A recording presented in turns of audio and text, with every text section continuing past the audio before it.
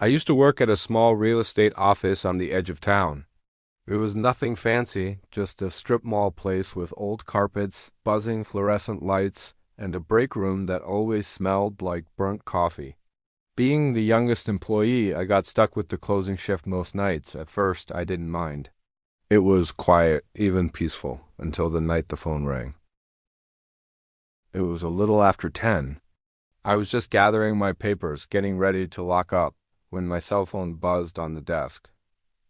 Unknown caller. Normally, I'd let it go straight to voicemail, but something, maybe boredom, maybe instinct, made me pick it up. Don't hang up. A man whispered those words so softly I almost didn't catch them. My stomach tightened. Then he said my full name, perfectly. Like he'd rehearsed it 1,000 times. I forced a laugh, trying to convince myself it was just a prank call from a friend. But then he kept going. "You look tired," he said. "Long day?" My breath hitched in my throat. I was standing right by the office window, with the blinds half open. The streetlight behind me threw my silhouette onto the glass, making me perfectly visible from the dark parking lot outside. My eyes darted around the empty lot, but I saw nothing. No cars, no people. Just shadows. The man on the phone didn't say anything else. I hung up, my hand trembling, telling myself it was a wrong number, just someone messing around. But the next night, he called again.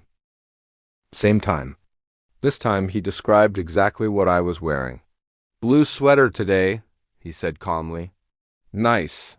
I dropped my bag and ran to the window, yanking the blinds shut. My hands were shaking so badly I could barely get them closed. I called the police, but the officer who answered didn't seem to take it seriously. "Probably just a scammer trying to scare you," he said.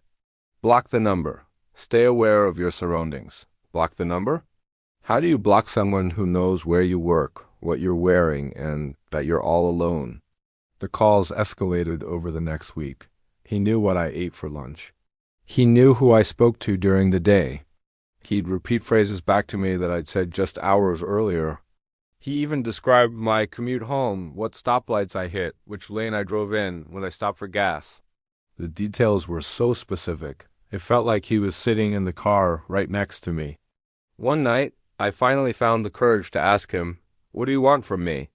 There was a pause, and then I heard a smile in his voice as he answered, "I just like watching."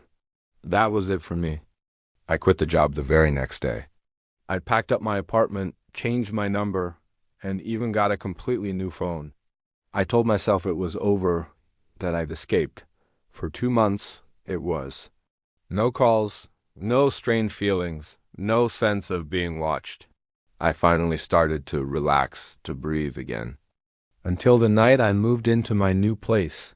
Boxes were still stacked in the corners, and my couch wasn't even assembled yet. I was sitting on the floor, eating takeout straight from the container, when my new phone rang. Unknown number. My heart hammered against my ribs. I knew I shouldn't answer. I knew it, but I did. This time he didn't whisper. He sounded cheerful, almost excited. "Found you." Then the line went dead. I moved again after that, and again. I've changed jobs 4 times now. I switched phones so many times I just stopped having one altogether. I don't use social media. There are no pictures of me online. I've become a ghost.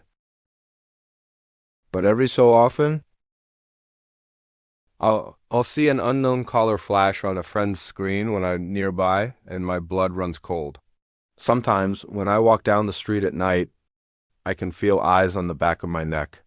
And sometimes, when I dream, I still hear his voice, echoing in the dark, saying the same 2 words. "Found you."